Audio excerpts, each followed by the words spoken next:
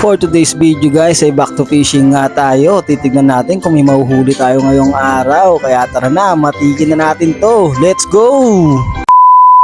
For today's video guys ay maaga nga kami nagkita-kita dito at matik na yan, magpi-fishing tayo for today's video. At ayan si Ryan at si Kuya Arlito ang kasama natin ngayon at si Boss Johnny na ayaw magpa-video, matik. Si Boss Nanik nga pala ay nagluluto ng babaonin natin dito, matik. Ala Chef Boy Abunda na naman ang galawan ni Boss Nanik dito, matik.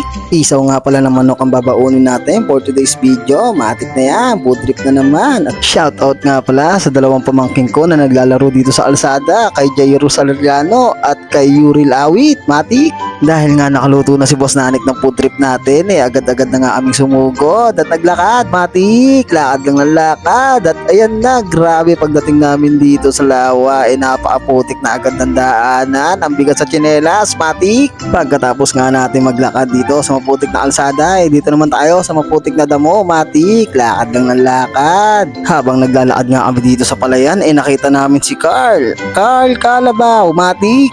Walang habulan walang habulan, nakabidyo ka, sige pag ginabol mo kami sumbong kita kay Tulpo. Ang galing! Dito guys medyo matagal na nga tayo naglalagay ng mga pamain natin pero wala pa rin talagang kumakalabit kahit isa. Wala na naman yata tayo mahuhuli, matik.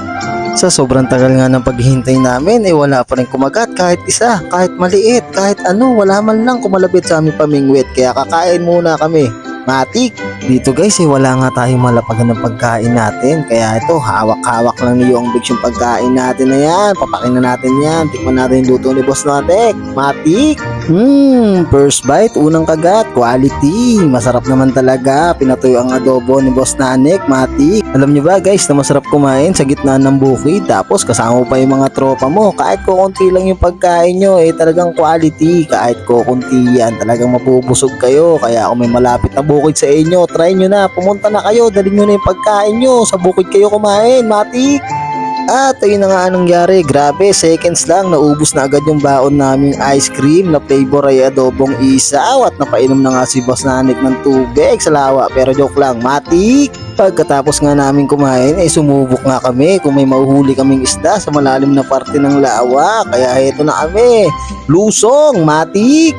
Dito guys tumigil na nga kami sa paglalakad pumunta sa malalim na parte ng lawa dahil ulo na lang yung mga nakalabas sa amin dito. Ang hirap na maghagis ng pamingwit, grabe, hinalos di na nga kami magkakitaan dito, matik. Matapos nga kaming maghintay ng 8 hours and 44 minutes 36 seconds ay umuwi na nga kami dahil wala namang kaming nauhuli, matik.